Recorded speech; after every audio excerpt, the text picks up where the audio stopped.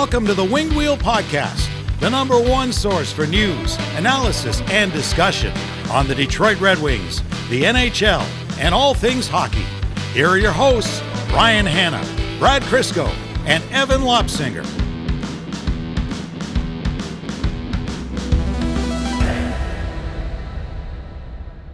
Red Wings hockey is back. Kinda.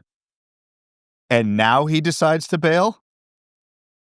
That's very true. The timing in life is never great for a lot of things, but the timing for this is even worse, especially after the Red Wings laid a beat down on the Dallas Stars last night. But hey, Ryan's in Italy and I am very jealous.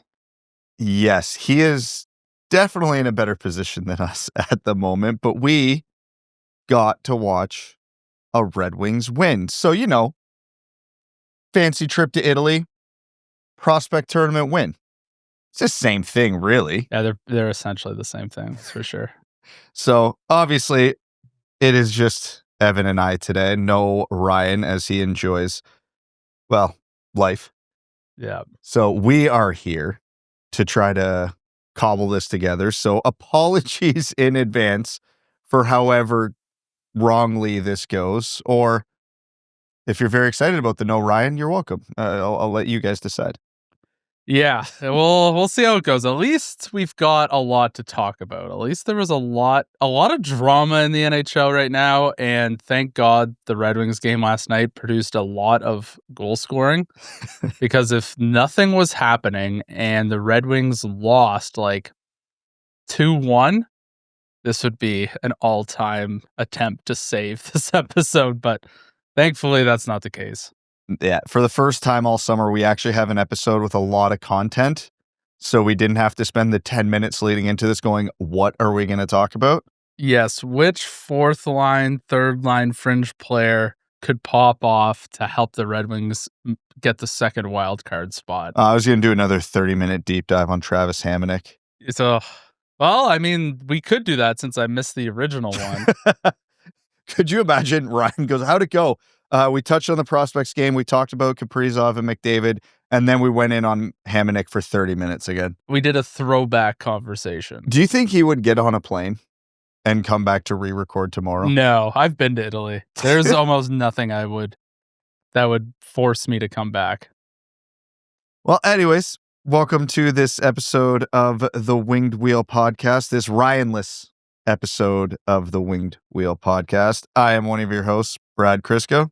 And I'm Evan. Feels weird when it's that short. It is. So as we touched on this episode of the Winged Wheel Podcast, we are going to be recapping the Red Wings 6-2 victory over the Dallas Stars last night in the kickoff of their back-to-back prospect games. We are also going to talk about the ongoing drama, but not soap operas, because this is the NHL, around Kirill Kaprizov and his reported contract offer and subsequent denial of said contract, Connor McDavid's comments around his contract situation, and Sidney Crosby's agent talking about what his future may or may not look like. And does any of that tie into the Red Wings? And then after that, we're going to jump into overtime. And after that, in the Patreon exclusive, Evan and I are going to give that a shot too. So thank God we have content. Otherwise, we would just be sitting here freaking out about hopefully not accidentally deleting the whole episode. Yeah, that's still if you're not hearing this, we'll know what happened. You won't know what happened, but we will. The void will make sense to us, but not everybody else. Yes. All right. So on that note, Ryan has so eloquently laid out the the readouts for the intros. So I'll hop into those here. So firstly, tickets are on sale now for Winged Wheel Podcast Night at the LCA on Saturday, November 15th. They go fast, so get yours ASAP. wingedwheelpodcast.com/Red Wings, or go to the link in the description. You will get a discounted ticket to the Red Wings versus Sabres on November 15th with seats available in exclusive WWP sections in lower and upper levels and the gondola if you want to get the Ken Daniels view. access to pregame live episode of the Winged Wheel podcast at the LCA featuring Ken Daniels and other special guests. I guess we'll be there too. You get limited edition, officially licensed Red Wings and WWP co-branded merch, a Centennial season blanket with an awesome throwback design, and as always, a meet and greet, giveaway, and much more. On top of that, we also have WWP Night with the Grand Rapids Griffins. Tickets are also on sale now. Saturday, January 17th at Van Andel Arena. Go to griffinshockey.com/WWP to get your tickets. Pre-game live show featuring members of the Griffins and other special guests.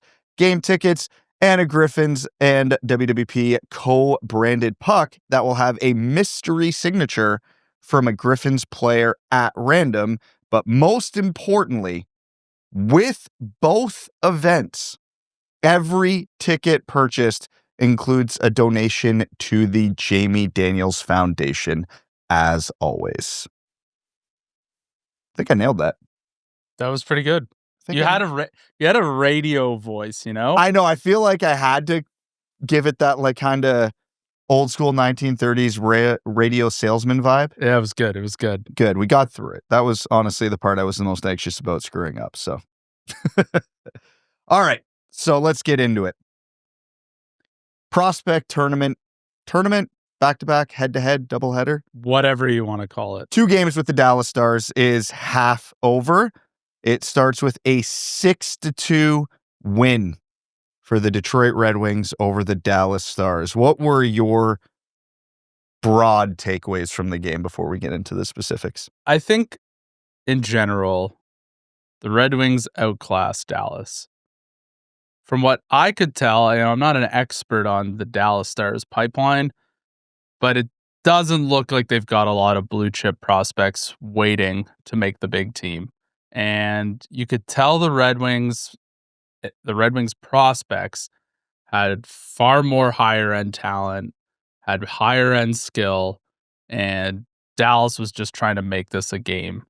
And a couple guys trying to stand out, see if they can be the added piece to help push Dallas deeper into the playoffs. Because, the scoreline certainly tells that story too. The Red Wings very quickly got off to a 1-0 lead and, really never looked back. Dallas never really seemed like they could threaten to make this a game. The Red Wings kind of just did what they had to do, and it was a pretty handed victory in my opinion. Yeah, off the top of my head, I couldn't even tell you the last time the Stars had a first-round pick, and couldn't even tell you who it was off the top of my head.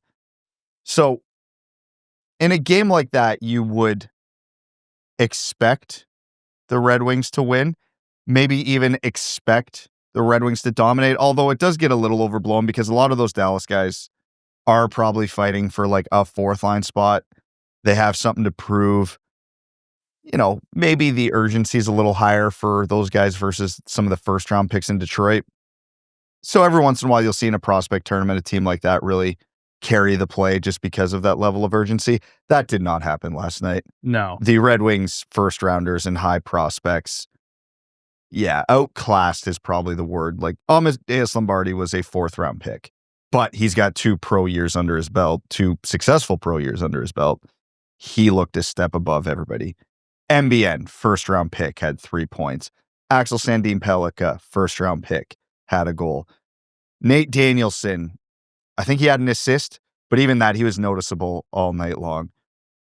Shai Buyam, high 2nd round pick, had a goal. Like, it was very much the cast of characters you would expect to carry this Red Wings team.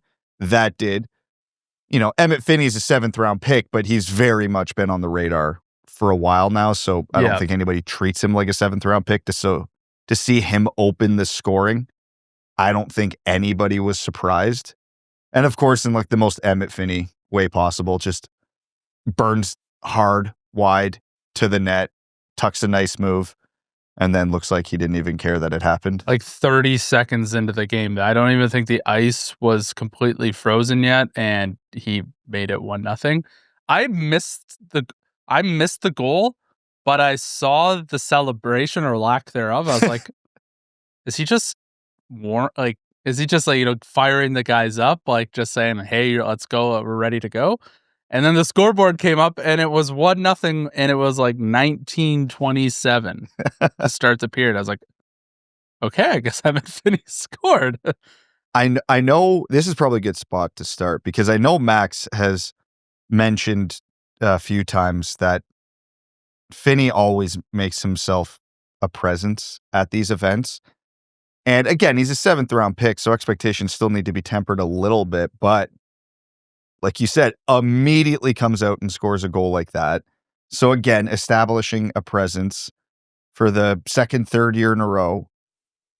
And yeah, I don't think he's going to ever be a top 6 forward in Detroit, but like, is it nuts to think if he has another good showing here, another good camp, and a good year in Grand Rapids, we're talking about him as the dark horse for the Red Wings lineup the following season? I would think so. There's a lot of missing context and growth that still needs to occur, but if you get a third line guy or, a high quality fourth line guy out of Emmitt Finnie in the 7th round, like that's found money. And he certainly looks like he could be that kind of guy. Time will tell for sure, but he's got the work ethic and the right attitude to make it happen. So the fact that 30 seconds into the first prospect game, he's the one opening the scoring is just another feather in his cap. It's been super impressive to watch him from his draft day till now. He's another one of those guys that keeps checking things off that you never thought he would. Yeah, and to keep the train moving of guys over exceeding the draft slot, second goal of the game scored by, as previously mentioned, 4th round pick a few years ago, Amadeus Lombardi, in what I will classify as the funniest goal of the night, because it was a great goal, great move, great patience. Has a guy ever looked bored, not after scoring a goal, but in the process of scoring it? Yeah, it was you don't see a lot of you don't expect that kind of patience out of a prospect in a prospects game because everybody's so high strung, trying to get their feet going, trying to get back into a game type pace. And Amadeus had a few moments that last night where it looked like he was just a cut above everyone else. And yeah, for him to display that kind of patience while everyone else kind of slipped and slide around him and he made no mistake. It was a really good showing from him as well. Yeah, he of all the guys there, he played, I don't know how to describe it, the most pro style game of the group, just with his patience, the way he was able to control pace, the way he never looked panicked. Again, he will always have the questions of, is the skill to size ratio enough to get him to be a regular in the NHL? But up against junior level players, he really did look like he was playing a different sport. And he matched the skill set that pushed him, made him more noticeable last night. Like, obviously, the goal. There weren't a lot of other goals being scored like that. There was a couple big toe drags he made where it's like, you make those out on the outdoor rink. You're not doing that in the NHL.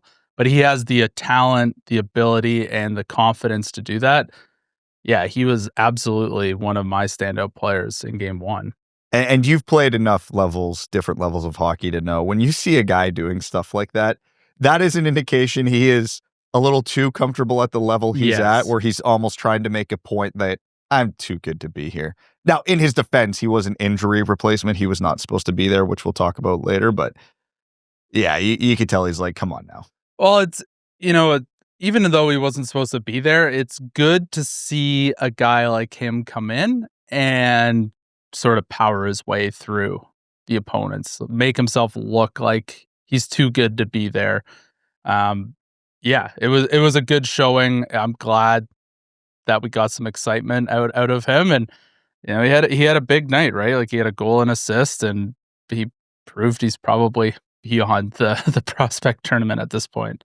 Speaking of assists, the very next goal, off the rush, he comes in and he makes a really deft pass to, who is that? Carson Bantle in the middle, who takes a shot, rebound, Doucette comes in and finishes it. Again, 3 guys who played in the AHL last year. Yeah.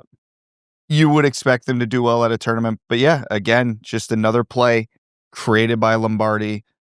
And obviously, credit to Bantle and Doucette for getting the shot, getting the rebound. But again, the play was all Lombardi. Yeah. I actually really liked Doucette's game last night. I thought he had really good energy, was getting involved, wasn't afraid to throw his weight around. And how many times have we seen Red Wings players beat Johnny on the spot like Doucette was, and just either, Timo Pulkkinen airmails it 17 rows into the stands. Just guys not being able to finish. So the fact that he's there, it's a fortunate bounce for him, but you still got to bury it against a, semi-professional level type goalie. I thought he had a good game as well. And I know everybody listening probably wants us to talk about MBN and ASP the most, but the 4th goal and the guy who scored it is honestly probably the guy I want to talk about the most right now. Shai Buium with an absolute snipe. At first, I was like, oh my God, ASP just absolutely ripped that thing. And I realized, wait, ASP's a right-handed defenseman. Hey, I'm not the only one. Yeah. And I was like, oh my goodness, Shai Buium. I did not know you had that in your game. I respect the hell out of that. So I've been a fan of Buium since he was picked. I've never thought he was going to be more than like a 5th, 6th defenseman at the NHL level, and I still necessarily don't think he's going to be anything more than that.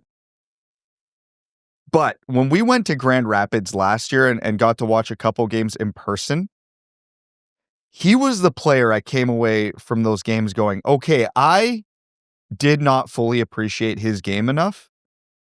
We talk about Lombardi playing the pro-style game. Buium plays a pro-style game, and he did that as a rookie last year in the actual AHL. Not even, obviously he did last night against the prospects, but his poise with the puck, his hockey IQ, his reads, his just fundamental understanding of what's happening around him. The issue with him has always been his skating's not great. He's not super physical. And how high is the skill level to compensate for those things? I've always thought the hockey IQ is so good and the skill level is good enough to compensate for those things. But if he starts making plays like this somewhat regularly, does that change the outlook for him? Maybe not. I do agree with everything you said. Like, I think there's something there with him. It's just going to be how far can you push it to get him into the NHL. The problem for him is he's going to have Seider, Edvinsson, ASP, who are going to be sort of the main producers on Detroit, right? There's only so much power play time. He will have to figure that out mostly at 5-on-5.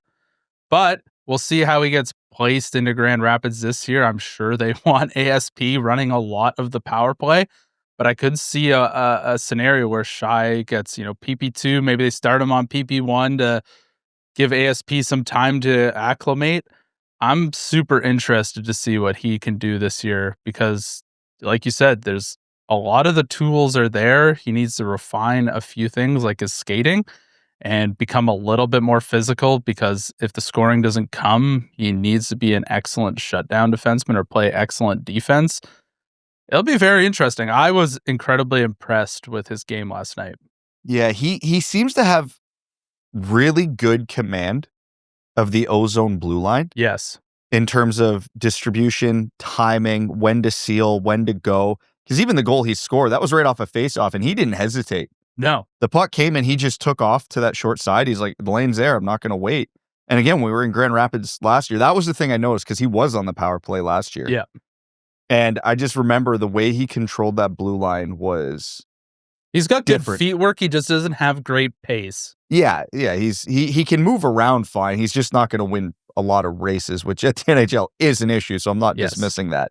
Because, again, when we were there, I was surprised And again, that's a small sample size, but again, what we've seen since then has kind of backed it up.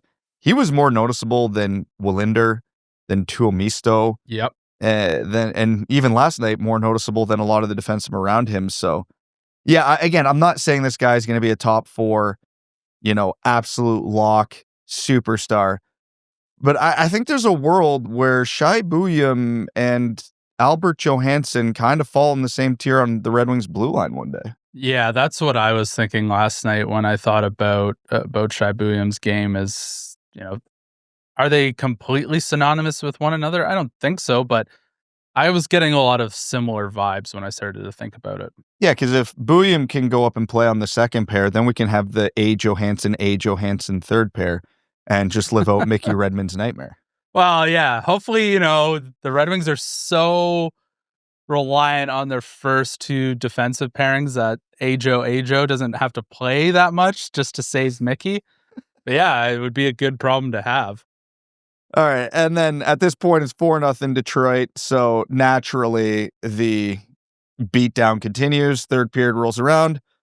MBN 5-0 on what I can probably describe as the most MBN goal imaginable, where after running around crushing a bunch of guys all game and he had a couple assists, to just hitting a one-timer on his off wing from what looked like an uncomfortable angle in terms of like his release point, but still got more than enough on it to score the goal. I felt if Buium was the most noticeable player on defense for me, MBN was the most noticeable player on forward for me. Yeah, I could certainly hear that. I thought Lombardi as well. Yeah. For different reasons. Very different reasons, but ultimately both got themselves on the score sheet. And kind of like the Doucette goal, he's favorable bounce, favorable position, but how many times do you see prospects or Red Wings professional hockey players playing for the Detroit Red Wings miss that moment? So it was good to see him. Barry, I know there's been a lot of question marks about him prior to Grand Rapids last year, seeing where his season was going, but to see him get on the scoreboard, make an impact in the first game was really good. Yeah, because like on that goal, just watching it back here, he's the one who gets the zone entry, makes the cross-ice pass, follows it up. I didn't even realize actually at the time that pass across was deflected, and he was able to adjust his timing and still hit it. Yeah. We talk about the big ice, small ice argument all the time. That seems like more of a problem for defensemen, right? Like forwards, you're going to have the defenseman breathing down your neck a little bit quicker when they pinch and whatnot, and your decision-making is a little bit less. But I find for defensemen, a guy like ASP for sure, like should take time. He has all-world talent where he can just overcome that. But yeah, I think for a guy like MBN, like the smaller ice might be better for him because then he can definitely better for him. He can just kill people faster. He plays, and we even saw it in Grand Rapids in his brief stint last year. He plays a very simple but very quick give and go style game. Yeah. He's not going to rush the puck a ton, but he can make those quick give and go type passes, dart around in space. And that's with the puck. Without the puck, you saw what he could do. He killed the guy in the first period. Yeah. That guy, I don't know if he's landed yet. And that's the great thing about having those added tools in your toolbox is, if you're going cold as a forward in the production, like you can get yourself involved in a game. Like you can go run some guys over. You can still be an effective player without getting on the score sheet. So the fact that MBN loves that aspect of the game, brings a tear to my eye, but it will help him find a role at the NHL level. I know last episode or a couple episodes ago, one of the questions we got was, who's your guy that could make the Red Wings roster? And I said, if MBN made it, it would be a surprise, but he's at the top of the list for me. He sure as hell didn't hurt his case last night. Out of everybody in that game, if you're going to go, they could be on the opening night roster, MBN looked the most ready for it. Again, Lombardi in different ways, but because MBN had a good showing in the playoffs for Grand Rapids last year, when most of that team absolutely did not. Yeah. His game looks very pro style. Again, it's against prospects, so take that with a grain of salt last night. He was physically dominant. He was puck dominant. All the things he usually does well, he did extremely well last night. And again, he's not going to toe drag anybody or go on these sick end-to-end rushes like McDavid does, but, not one-to-one equivalent, obviously, but like a Braden Point where it feels like the puck's on his stick all game, but the puck's never on his stick for longer than a second and a half at a time. I'm getting those vibes from MBN in the sense that small ice, quick reads, quick plays, super physical. I think he's just going to keep getting better as time goes on. Yeah, I think so too. I think, if you're talking about could he or will he make the Red Wings this year, I think it really depends on where they think he could slot into the lineup. And also, I need to see him play some preseason games against grown men to see, he can blow up 18-year-olds. Great. That's awesome. I'm glad. To be fair, he did it in the SHL, he did it in the World Championships, and he did it a bit in Grand Rapids last year. But now I need to see it at the NHL level where you come up against the biggest, the best, the strongest. And, if he can hold his own, I could certainly have a conversation around MBN making the team. Yeah, I don't think he's going to make the team. Like, let me be clear on that. But because, again, that's why I classified it as a surprise. Yeah. But much like last year with Danielson and going back however far with Danielson the year before, I think my guts tell me conversations are going to be had last couple preseason games. I get the vibe that he's going to push. It'll be super interesting, the conversations we have as the preseason progresses and the cuts start to be made. Who's still standing? Who's still remaining? Where could they potentially slot in the lineup? Are they ready versus someone else? Does contract ELC come into conversation? It'll be super interesting. I think there's a few guys, some of them on the score sheet last night, who could potentially surprise and will be part of the conversations we're having around prospects making the team. Speaking of guys who frequently light up the score sheet, 6-0 goal, and everybody's been waiting to hear his name. Here it is. Axel Sandin Pellikka hits a one-timer from the top of the key on the power play. Seeing eye shot gets through traffic, and a collective exhale is heard from the Red Wings collective. I felt he had a good game, not a super noticeable game. I would agree. But he was good. He was calm. He was making his plays. He was making his passes. Again, I don't think I wouldn't classify him as one of the standouts from the game. But with the adjustment to smaller ice, North America, I thought he did well, and I was happy to see him get rewarded with a cookie on the power play at the end of the game, near the end of the game there. Yeah, you could see a few moments where his skill set was clearly higher than a lot of the other players in the game. There was a, kind of a broken play on the power play in the Dallas zone along the half wall, and he had pressure coming on his back, and he just made this disgusting backhand saucer pass over one of the defenders to one of the Red Wings on the top of the blue line. And I was just like, that's class. That's a big boy play. That's a big boy play. You're the second last guy back and you make a monster backhand sauce like that. Yeah, that's confidence. I don't think a lot of other prospects are going to be doing that.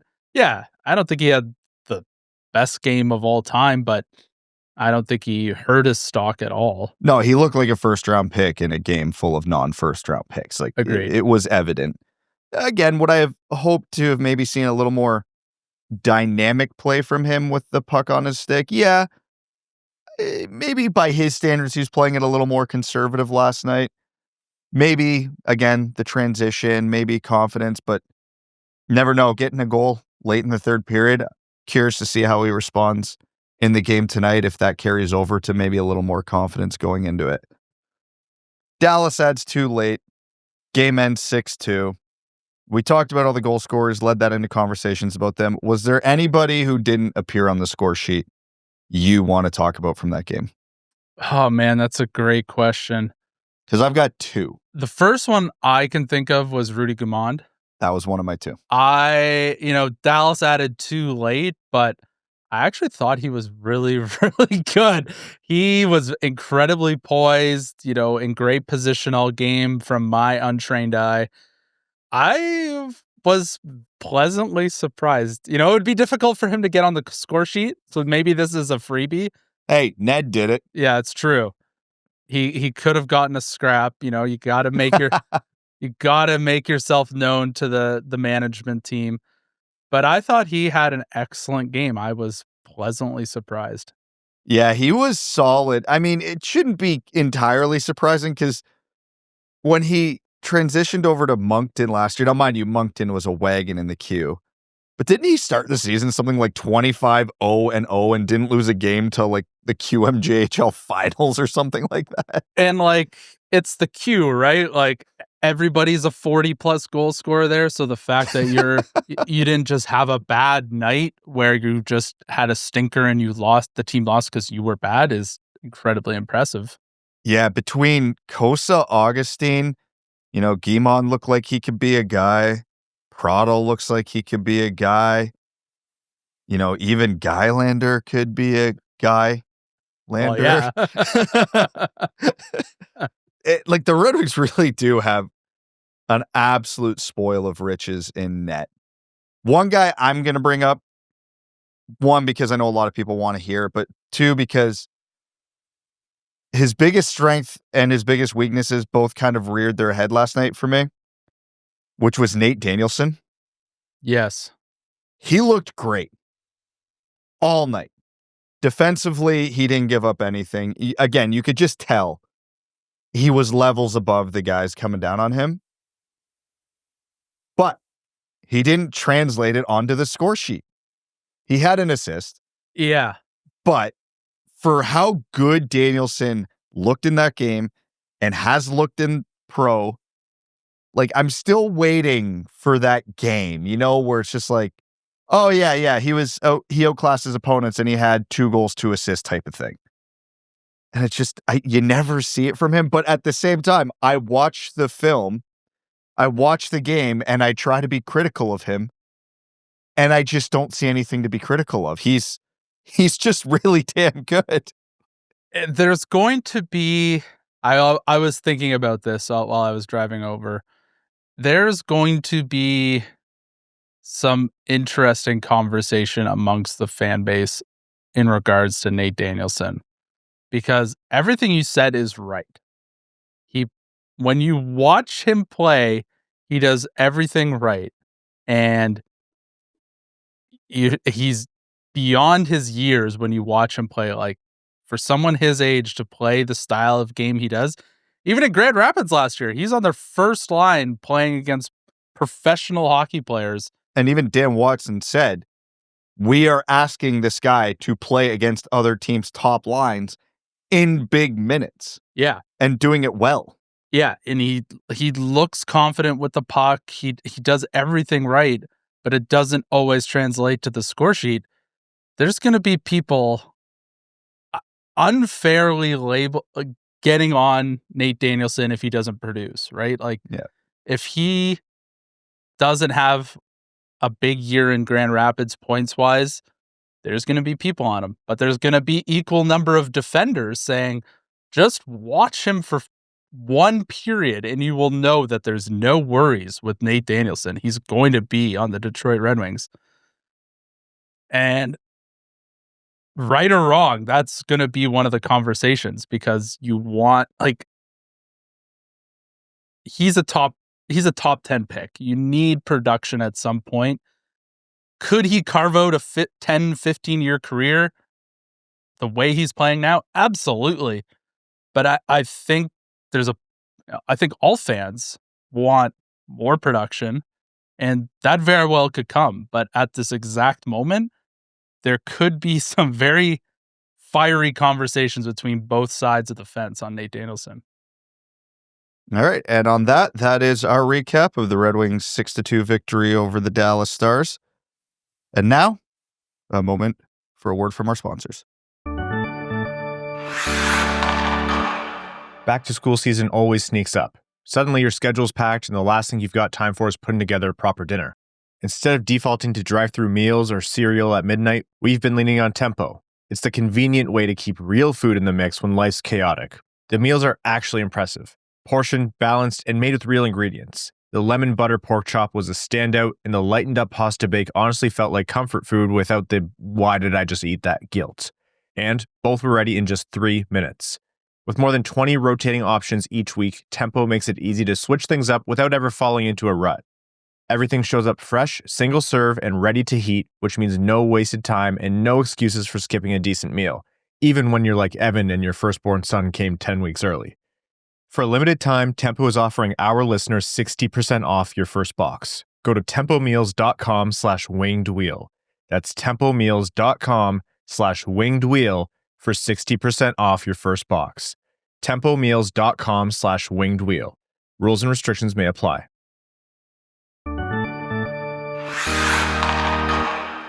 Welcome back. NHL hockey. No soap operas. Just hockey. Unless we're talking about contracts. Unless you're going to potentially make over $15 million a year. So, the report is that the Minnesota Wild offered Kirill Kaprizov $16 million a year over 8 years, which initial reaction is that number is pretty jarring. Kaprizov's a star, but is he a $16 million star? Doesn't matter. He said no. The balls on that man. Do I respect that level of confidence? One, is this he thinks he can get more? No. Or he just doesn't want to play in Minnesota? Those are the two options, right? Like there's no third option there. Friedman had a theory that, maybe a little birdie dropped a hint to him that he could get a bigger offer in free agency, which for equivalent amount of dollars would have to be like 19 to 20 mil over 7 years. I'm sorry, I'm not interested in that. Yeah. That's absurd. I thought $128 million for Kaprizov was already insane. I understand that Minnesota has to do that. Yeah. They have to. They need to lock up a superstar and they have to just blank check it. But that's absurd. My initial reaction was, other than when I saw the numbers, having to zoom in to make sure I didn't miss a decimal point or something, was I can't believe he turned this contract down, which led me to think he doesn't want to be in Minnesota. I know we obviously can't know what's going on behind the scenes there, but how else can you read that? $16 million a year for a guy who hasn't had the cleanest bill of health over his NHL career. That has to be I don't want to play here. Maybe his agent just really knows more than we do, and he knows Minnesota will pony up even more. Because again, there's still lots of time. Yeah. But that's still a hell of a gamble to make. Because if this goes into the season and he gets 10 games into the season and gets injured again and misses a good chunk of time again, I mean, if he gets to free agency, anything's possible. But I have a hard time seeing that number going up. I see it hard going up from a free agent perspective. I think Minnesota will stand pat at 16. You know what I mean? Yeah. If he gets hurt, they can sort of package it up and say, hey, you've been hurt all year, but our confidence in you hasn't been shaken by that. We're still going to offer you this as a sign of good faith and that we still want you to be a member of this team. And then he says no again. At that point, if I'm Bill Guerin, you're probably out of your job, I would think, because your job is to keep and acquire talent and build a winner. Okay, here's a hypothetical for you, because I actually think this is a strong possibility of at least a conversation that'll have to be had. It's 2 weeks before the trade deadline. Let's say Kaprizov's having a Kaprizov type season, relatively healthy.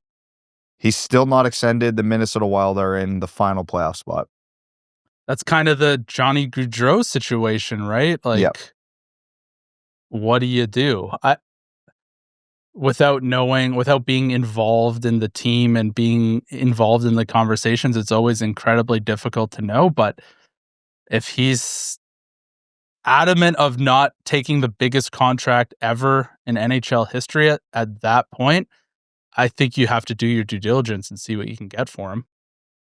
You're right to bring up the Calgary situation because I think that one's a good comparable, but I think there's an even better comparable if this situation arises. Artemi Panarin Columbus Blue Jackets. Because they were in that final playoff spot bubble, and everybody was wondering, do they sell? Do they keep? What do they do? They ended up adding. They finish 8th. They run into the greatest team in regular season history to that point, not named the Detroit Red Wings, in the Tampa Bay Lightning. And Columbus sweeps them and then gets bounced in the second round. So as crazy as that story was, the prudent move in hindsight still would have been to trade him. Only one team can win the Stanley Cup. Yeah, and Minnesota, even with Kaprizov, it probably ain't happening this year. Which leads me to the question, if that situation arises, and you're Steve Yzerman. He's left-handed, right? Yeah. Oh, God. And you're Steve Yzerman, and there's Kirill Kaprizov at the deadline and possibly free agency. I mean, okay, those are two very different scenarios. Yes. Let's start with free agency because it is the easiest, I think, to decompose. Because as soon as you start talking assets, I think it gets a little wild. No pun intended. Oh my God, that was bad. If he says he will come to Detroit, I think you have to make it happen. I can't, in a world, see Steve Yzerman giving up that kind of money. I can. Okay, give me a number. 7 years. It has to be free agency, 7 years, right? I think so. Here, or will it be 6 at that point? So here's the catch-22 of this all. I don't think Kirill Kaprizov is going to have any interest in Detroit. No. If he's saying no to Minnesota, Minnesota's in a better spot than Detroit right now. Yes. You could maybe make a case for Detroit with the prospects being better, so maybe long-term futures. But if you're turning down that much money from that type of organization, you're angling to either A, go to a cup contender, immediate cup contender, which Detroit isn't, or B, you're going to a California, a Florida, Anaheim, New York, right? Yeah. Like you're aiming for a market, much like Panarin ended up doing with New York. But if Kaprizov is willing to pick up the Red Wings phone, keeping in mind, again, I don't think people fully appreciate the insanity of how much the salary cap's going up. I'm throwing up to 18 at him. It's stupid, I know. But one, we've seen the Red Wings struggle to get B-level free agents to pick up. Nikolai Ehlers wouldn't return their call, right? Yeah. By the time Kaprizov's in his 5th, 6th year of this ludicrous contract, the salary cap would have went up more than $18 million in that time. Yeah. And you still have Raymond, Larkin, Seider, long-term under reasonable deals for a majority of what would be that Kaprizov contract. Yeah. I don't think the Red Wings have the luxury of, if a player like that hits the market and is willing to return their call, passing up, no matter how stupid the price, because we're going to talk about another guy in a second, but those guys do not come available, because circling back to the trade deadline part of this, how many times do we see a guy like this get traded at the deadline? And then you're like, okay, well, we didn't trade for him, but we'll get him in free agency. But the team that traded for him signs him long before that. Mikko Rantanen just happened. Yeah. Right? So do you fork over 2 first-round picks and a Nate Danielson to guarantee you're getting this guy, assuming that he's willing to extend ahead of time? I mean, if he's willing to extend, I think that's the real, value there, right? Like, obviously you're getting a superstar, but if it's just a regular old trade and, it's like, oh, we got 3 months to try and sell Detroit or Kirill Kaprizov on Detroit, I can't imagine that. Like, that's a massive risk. If you're gonna premium prospects and premium picks, that just seems risk averse. Like, Steve Yzerman's very risk averse, it seems like. I just can't see him doing that. But if Kirill Kaprizov will extend through a sign and trade, yeah, that's a lot different. Yeah, it would have to be with the extension. Yes. You're not giving up premiums for a rental under any circumstance if you're the Red Wings this year, unless somehow you're leading the Atlantic at that point. Which, call me crazy, I don't think that's going to happen. No, I don't think so either. We've already had the same conversation with Kyle Connor with, yes, if he gets to free agency, you absolutely sign him. And yes, if you can get him at the deadline and you have to give up some assets to guarantee it, you do it. Let's have the conversation one more time because Connor McDavid still isn't signed. You know how you know this is a big deal? Did you see Canadian Prime Minister Mark Carney? Yes. Talking about all the emergencies in Canada right now, and among them, McDavid being unsigned. Yes. Our country is rapidly deteriorating, but thank God Connor McDavid can make multiple millions of dollars a year. Yes. Now that's the type of player I would throw any amount of money at. Yeah, I don't know what the max is, 20%. So call that $21 million by next. Yep. I don't even think twice. Don't even bat an eye.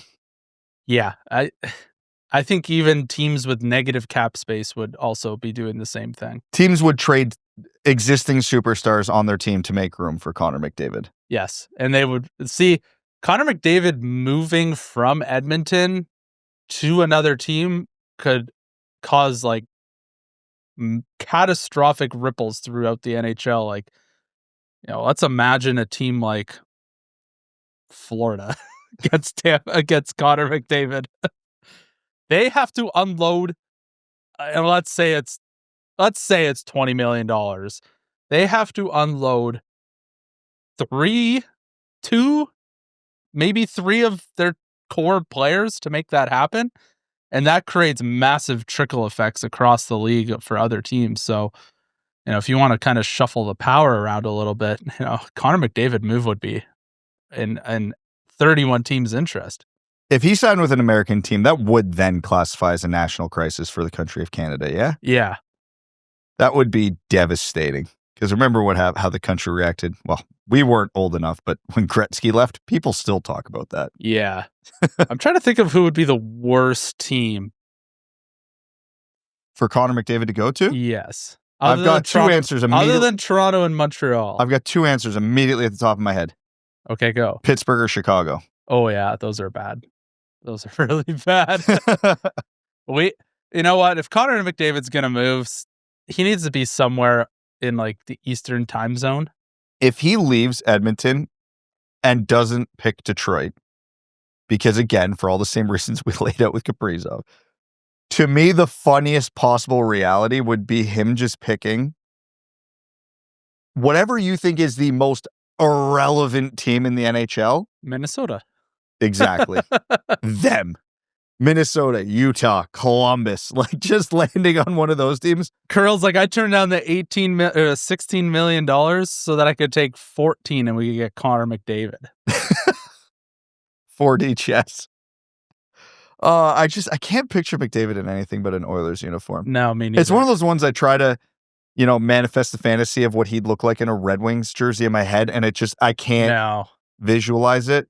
Like, I got there with Marner. I could see Marner in a Red Wings jersey at a point in time. I know you had a vivid dream about it. Yeah, that's true. I can't get there with McDavid because I think it's just so unrealistic. Even Kaprizov, I don't think I could get there. No. So let's get even more unrealistic. Sidney Crosby's agent says, we'll see how this season goes in regards to his future. He is an ageless wonder. There's no way, right? I'm not even talking Detroit. I'm just talking leaving Pittsburgh in general. I don't know, man. Like, we've talked about this a few times, and I'm still on the fence where I'm like, if I put myself in a Pittsburgh Penguins fan's shoes, I don't want Sidney Crosby to leave. I don't care what we would get. I want Sidney Crosby to be a Pittsburgh Penguin his entire career. You get the privilege of being able to watch him from when he was 18 until God knows how old he'll be when he retires.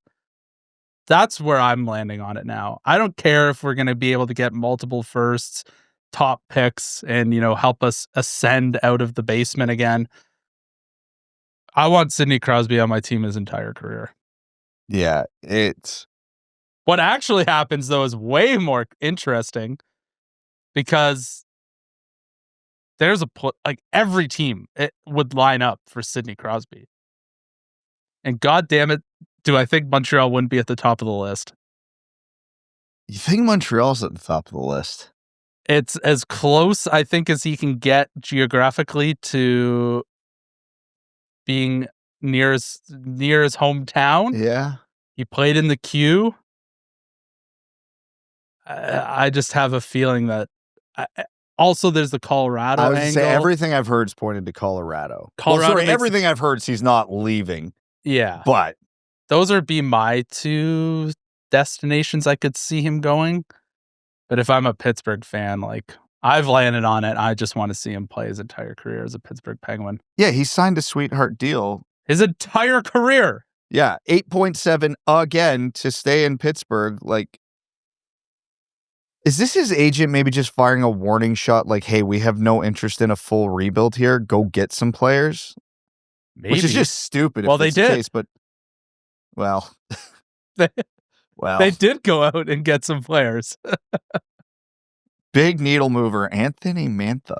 Oh, God, yeah. Can you think of I can't think of someone Sidney Crosby would want to play with less. Sidney Crosby, who's runs at 110% the whole time. And then Anthony Mantha comes on the team and he's like, what is this guy? They both play in the queue. They got so much in common. That's true, yes. Yeah, I'd like to have a deeper conversation on this. I just cannot see a world where Pittsburgh actually trades Sidney Crosby. I can't see it. It's totally up to him, man. If he tells management, he's like, hey, I don't want to be traded, they're not obligated to listen to him or tell him okay. But I think someone like Sidney Crosby commands that type of respect. If he says, I'm staying, they wouldn't move him. They wouldn't even think about it. They could get the most... They can find the biggest deal ever for a player in trade for trading Sidney Crosby. I still don't think they would do it if he says he doesn't want to move. All right. And two more quick hitters before we jump into overtime. You read anything into the Hughes brothers talking about wanting to play with each other? Well, I'm glad neither of them currently play for Detroit, unless we were getting the other one. That's where they're all going to meet up. That's true. Yeah. Yeah. All this Vancouver and New Jersey, actually. It's like carpooling, you don't drive to one person's house and then go. You meet at a central point. Exactly. And then you get on the bus together. Yeah. My take on this whole situation, it's stupid. I agree. What else are they going to say? No, I don't want to play with my brother. That guy's an asshole. Of course they're going to say they want to play together. They're brothers. Yeah. I think actually Quinn had the perfect response. I think even Quinn said to a reporter, yeah, what else is he going to say? Yeah. Stupid. And if Quinn didn't play in Vancouver, I think this would be a nothing story. Absolutely. And did you buy tickets for the Marc-Andre Fleury farewell game? No, because I don't have that kind of money. Jesus. There's far more digits there than I thought there would be. Well, not that I thought there would be, but more than I care to pay. I do like this better. I will say, I do like this better for as obvious of a money grab as it is than just a one day I'm signing to retire as a team. Actually, he might only play a period, but going into a game and getting his send off, I do like this concept a whole lot better. I don't think he needs to train that hard in the offseason to play a period. He just played in the World Championship. Yeah. I think he will be fine. I think he can stand there. If he wants to play old school stand-up goaltending and allow 9 goals in a preseason game, nobody's going to care. Yeah. What if Pittsburgh has goaltending issues or injuries early? Oh my God. That would be... Just run it back for... Hey, Mark, Marc-Andre, you're only playing 20 games. Do you want to just run one back for the boys? He seems like that kind of guy. He would do it. He would absolutely do it. Like, what do you want? Couple mil, 20 games. You gotta hang out with the boys. I think he would do it. Oh God, that team's gonna be a dumpster fire this year, aren't they? Yes. No one is more directionless than Pittsburgh. Oh. Anyways, back in a moment for overtime. We're going to overtime. Overtime is brought to you by our Patreon sponsors, patreon.com/winged wheel podcast. Join our Patreon and become a member of the Dub Club and be able to get all the bonus perks, including getting your questions in for overtime, as well as our Patreon exclusive bonus episodes. So diving into the questions here, we're going to start with Jeremy Dahl. So guys, Ryanless, of course, was the year Seider won the Calder a bit of a down year? I mean, other years, some pretty legendary players won it, or does Seider have the time to be one of the greats? Bear with me. I'm a little drunk while writing this. Love you guys, even Ryan. That's a good question.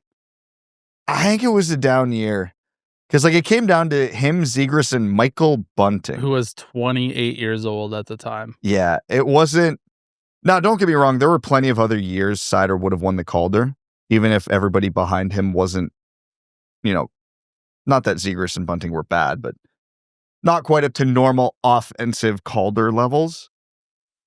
But yeah, I think it was a down year overall, but Seider still deserved it. Seider's going to go down as a, not an all-time great, but he's going to go down as a really damn good defenseman. Maybe one day even get his jersey retired by the Red Wings, but yeah, it wasn't the strongest rookie field that year. Yeah, when you think about what some of the recent crop of Calder finalists have done, I think it would be hard for Seider to be amongst those three in the conversation for winning it. So yeah, I don't think it's wrong to say it was a down year, but I still think he deserved it. He had a monster year as a rookie defenseman on a terrible team.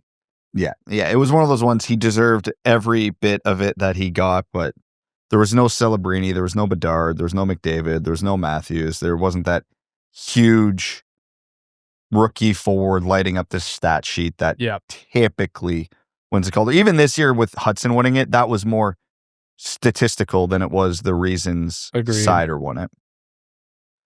All right, Rasmussen and Petrie on a 2-0 asks, Anton Johansson is picking up steam. The Johansson pairing is inevitable.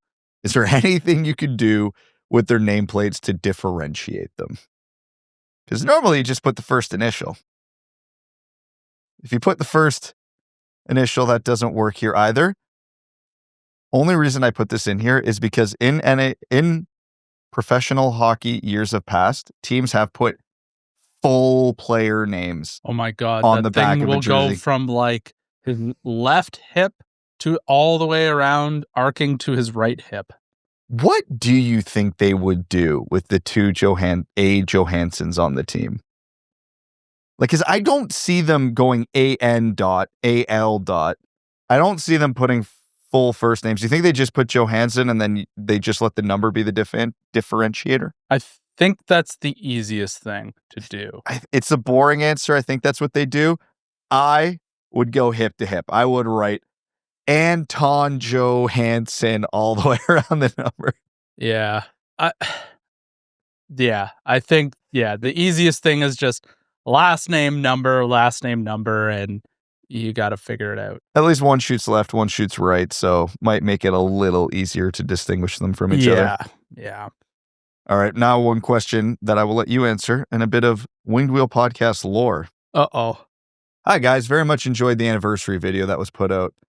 As someone who joined the Dub Club halfway through, can I ask, what was that clip showing a big block of what looks like cheese being eaten about? Here's to another 10 years. Was that the pineapple? That was absolutely the pineapple. Oh my God. I don't even remember, time has passed and, it's only 10 years, but I have terrible memory and recollection. I don't even remember why I did that. I remember it was some kind of if so-and-so does such and such ridiculous thing, I'll eat a whole pineapple. Yes. And then so-and-so did such and such thing, and we made you sit there. I wish there was a block of cheese. That would have been way better. Yeah, because I remember by the end of it, you were saying, like, it burned. Yeah. It actually physically hurt to eat. The acid and the acidity just burns away your taste buds. Our podcast was a different breed 10 years ago. Yeah. How the hell did we get here?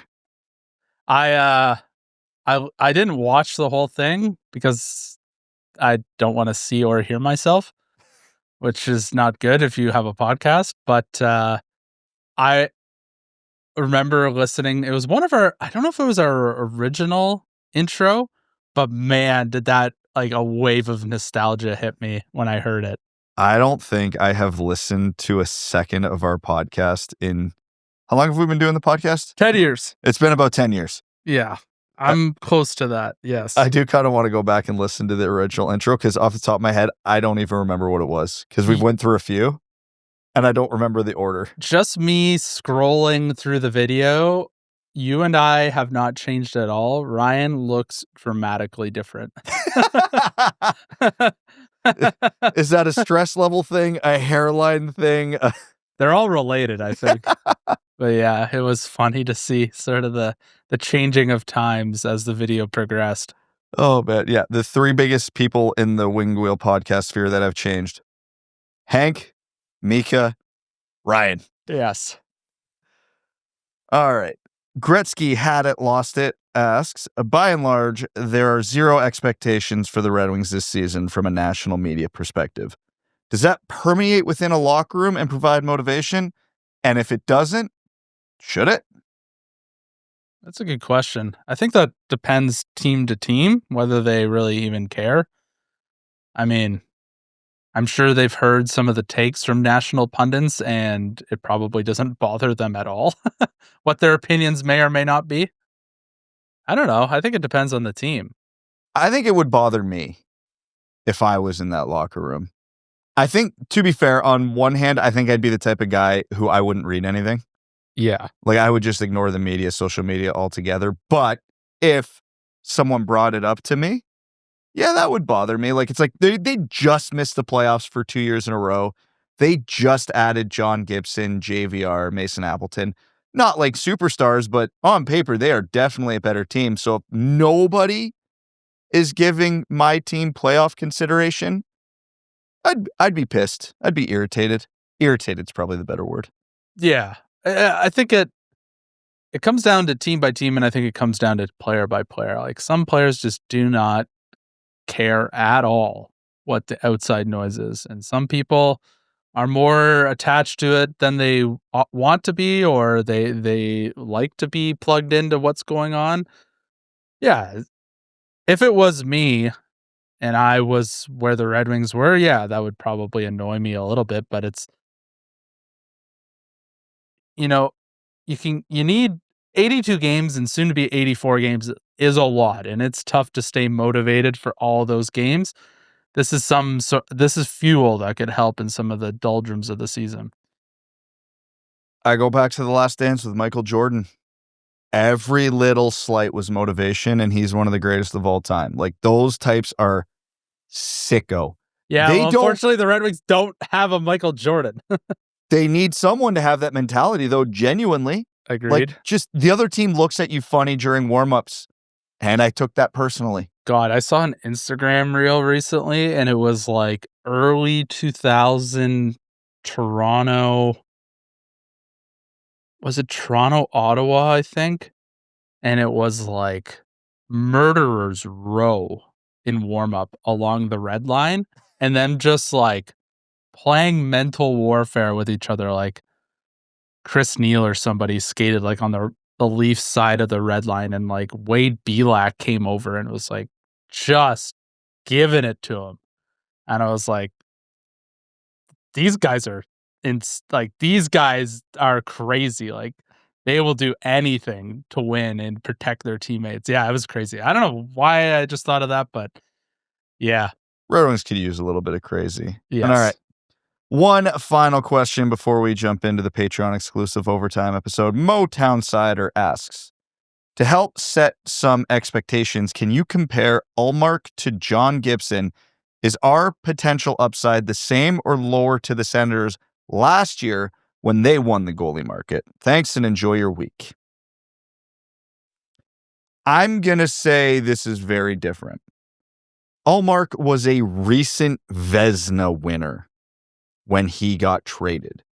Mind you, coming off a loaded team, John Gibson's coming from the Ducks, but John Gibson had a bunch of down years before he finally got back to form this season. Ullmark was a perennial top goalie in the league, and he came into Ottawa, straight up stole some games from them. One of them against Detroit was one of the craziest goaltending performances I've ever seen. I think the impact can be similar to a smaller degree. Because I don't expect John Gibson to come in and do what Ullmark did for Ottawa in the regular season, but I do expect the bump to at least be noticeable. And that might be all the Red Wings need, right? Like, they just need to win a couple more divisional games, and they're right there. If John Gibson can come in and have a Ullmark game, but against Ottawa, that could be the difference. If Gibson can have an all-world game against Montreal, those 4-point type games against direct competitors for the wild card spots, that could be all they need. And if that equates to 2 home playoff games, that's a major success for the team. Yeah, it's just if he can steal the right games.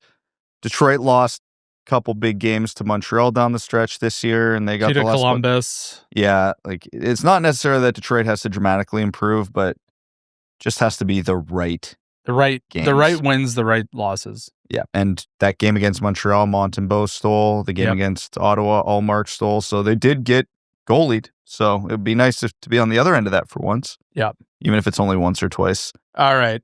We're done here. We've gotten through it all. We somehow managed to get well over an hour, which is incredible. Usually we need Ryan to inject more words. He's like, when you had to write a paper and it's like, this needs to be 1,000 words and you're at 800. He's a podcaster, but double-spaced? Yes. Yeah. Ryan's like, yeah. If it's like, oh, it has to be single space, like, what about 1.25 space? And you won't notice. That's Ryan. But we somehow did it. We overcame adversity. It's a real purple-hearted effort from us, I think. But, we did have some good content. We had Red Wings hockey and drama. So what more could you ask? What more could you ask for? This is why people have stuck around, I think. I've been reading at the Patreon. Thanks to your donations and Ryan's absence, I have the privilege of reading out the Patreon exclusive names. These are name level supporters. They are the real lifeblood. They're all of our Patreon subscribers are the lifeblood of the podcast. They help us do all of our events. They get involved in our Discord, which is starting to ramp up now that the season's starting. We've got Ping the Post, I think is what we've called it, where you pick the first goal scorer of the game, and it's a season-long running event in the Discord. You can only do it through the Discord. I won it last year, so my name has a golden helmet beside it. It's the best. I will not be relinquishing that this year, but we truly appreciate all of our Patreon subscribers. So thank you to our name level sponsors. All right, here we go. There's 56 of them.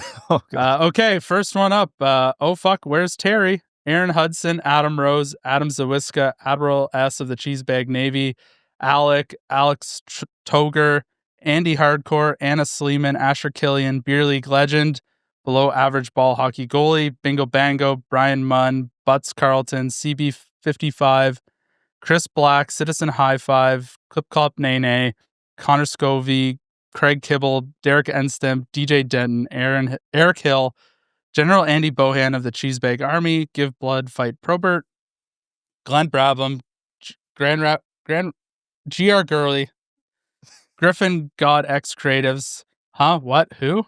I feel personally attacked on that one. Hassam Al-Qassem, Jay Gollum, Jacob Turner, Jeff Pridemore, John Ingalls, Jonathan Miller, Kalen Woods, Kip Tyra Jr., Mark Hernandez, Marty, Matt McKay, Matthew M. Rice, Mr. Kuzi. Now I have to learn how to click on a Macintosh. Come full circle. Podgy 713, R.A. Rain Dano, Roy Donk, Sam Bankston, Slim Smitty Cards. Loading. Steve R, Stephen Ortlib. That's what I appreciate about you. THL champ William and the Yzer Plan Stan. Whew! We did it. We're all done. My God. I've impressed myself by doing that. Thank you everyone for listening. I think Ryan's back next episode. Red Wings hockey's back. We're so back. We're going to start getting into our divisional previews soon. So yeah, super fired up. Thanks for listening, everyone. Appreciate you. Thanks for tuning in to the Winged Wheel Podcast. Be sure to visit wingedwheelpodcast.com, where you'll find links to subscribe to the show on Apple Podcasts, Spotify, YouTube, or wherever you get your podcasts. You'll also find ways to support the show, like Patreon, official podcast merchandise, and more. And don't forget to follow us on X at Winged Wheel Pod, at Ryan Hanna, WWP, at Brad Crisco, and at Hockeytown Evan, as well as Winged Wheel Podcast on Instagram.